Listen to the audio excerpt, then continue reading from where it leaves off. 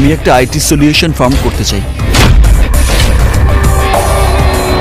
যেখানে আমার দেশে এত মেধা, এত সম্ভাবনা, সেখানে কাজ না করে ওই সমস্ত উন্নত বিশ্বের সেকেন্ড ক্লাস সিটিজেন হয়ে বেঁচে থাকার কোনো মানেই দেখি না।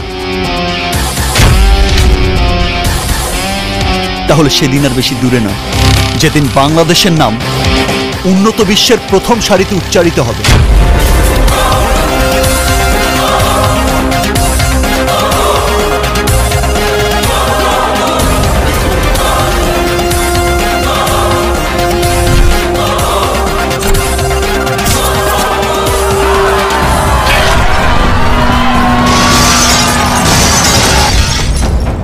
চাঁদ সর্দারকে আমি শিখিয়ে দেব রাজনীতি কাকে বলে, কত প্রকার, কি কি।